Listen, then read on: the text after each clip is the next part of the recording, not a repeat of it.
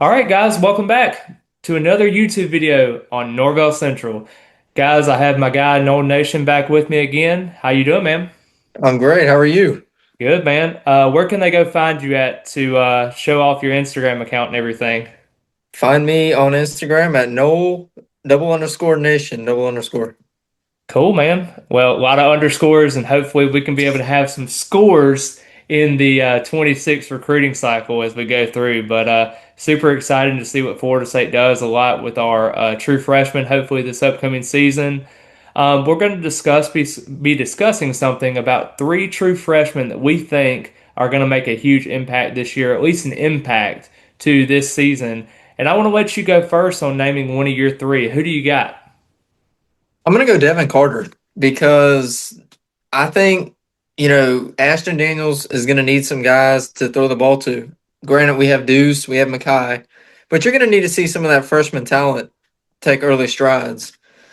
And I think Devin Carter, I've been hearing a lot of praise around him. I think he's definitely one of the guys that I would see make an impact.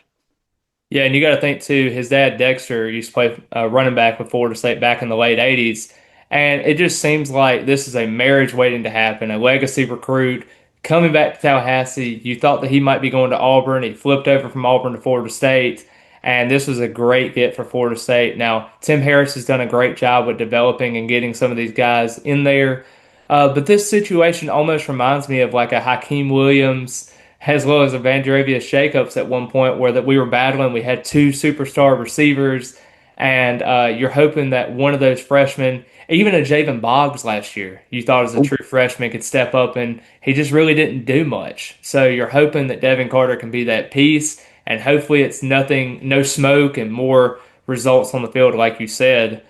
Um, I would probably have to go with Trey Bell being my pick. I know he was a three-star slash lower four-star that Florida State really liked in this recruiting cycle. He's a safety prospect, 6 foot, 195 pounds from Barbara Goldman High School.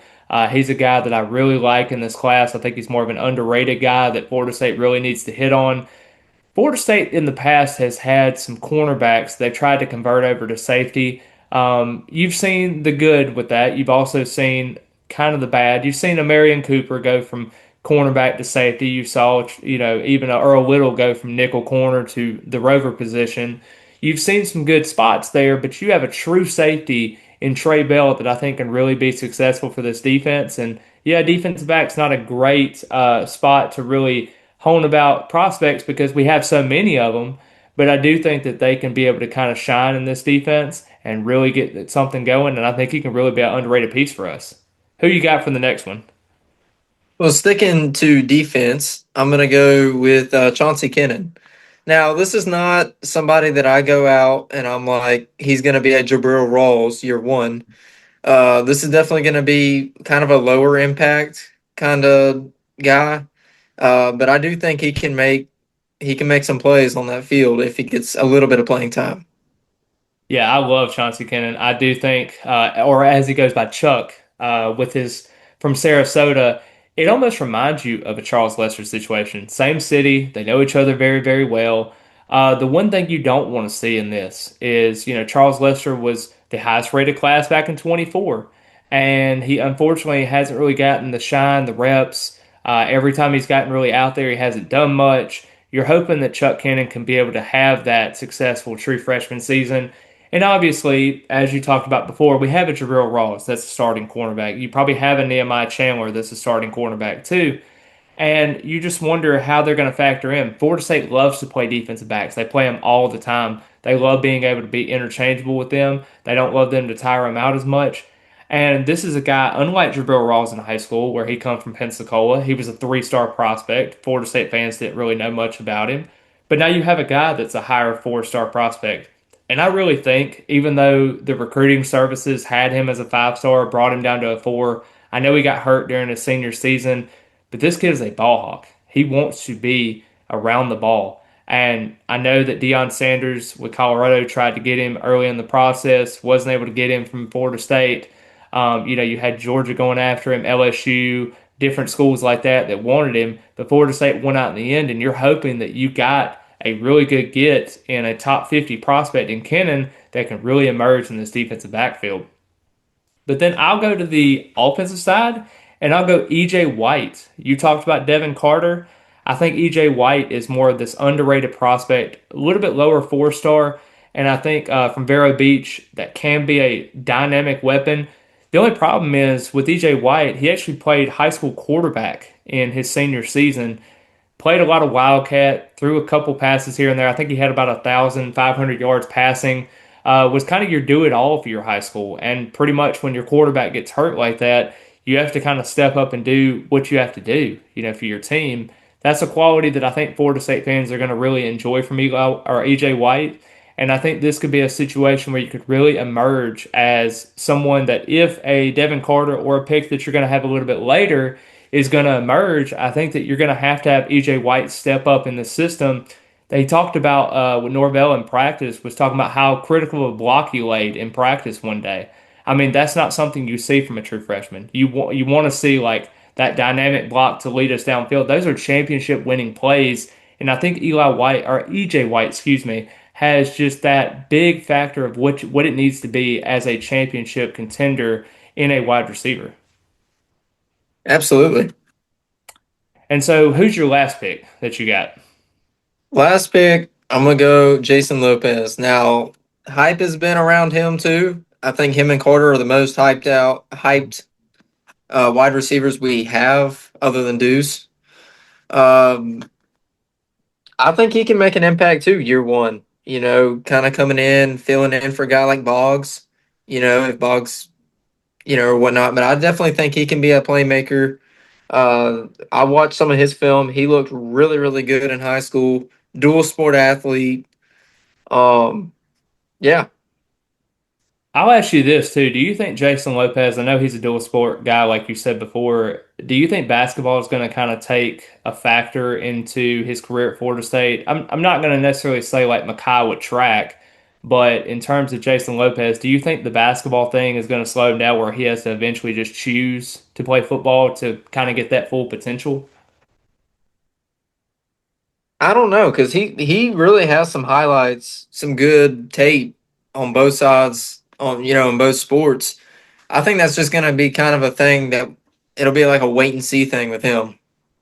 Yeah, I'm super excited to see because you got versatile athletes out there, and like you said, even Devin Carter played a little bit of basketball too.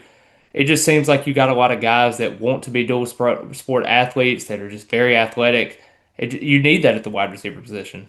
Um, I'll go with one other guy that we're going to do before we close out the video, but that's linebacker Isaiah Williams. I get it. It's the linebacker position. Okay, folks, I understand this. Florida State has not done a tremendous job with the linebacker position the last couple of years.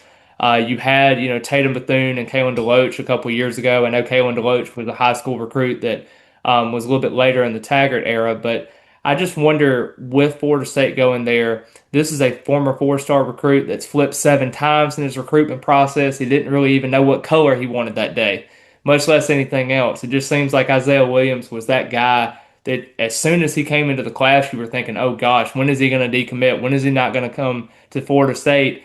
And he signed with Florida State. And it felt like every SEC program had a chance with him, and they got him all to commit and everything. And for some ungodly reason, he stuck around with Florida State. And I think there's a reason for that. He loves Ernie Sims. There's a big factor there. The one downside with him is the knee injury that he had. He suffered a torn ACL at the end of his senior season, and now you're kind of letting him heal. He missed the entire spring. He's coming back for summer and fall camp. He'll be ready for fall camp.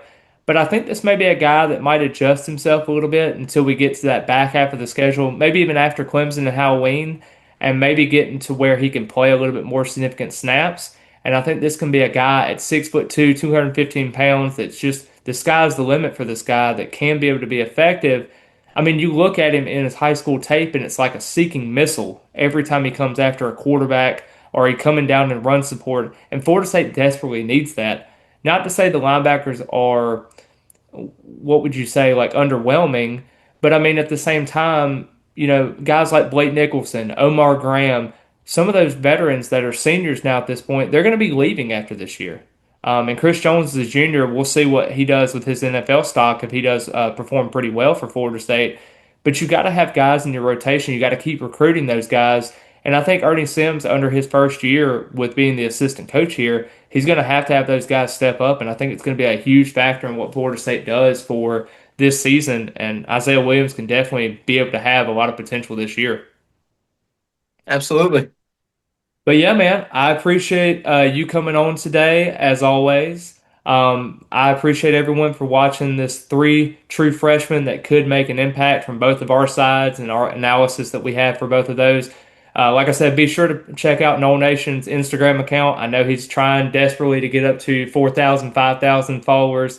I know it's going to be great to see, and I always love connecting with the different Florida State members of the Instagram, Twitter, all the social media realms network, because I just want to make Florida State football a positive community that Florida State fans can enjoy. But I really appreciate everyone. Be sure to like the video, subscribe to the channel, and also follow his account. And I appreciate all you do. And as always, go Noles. Go Knowles.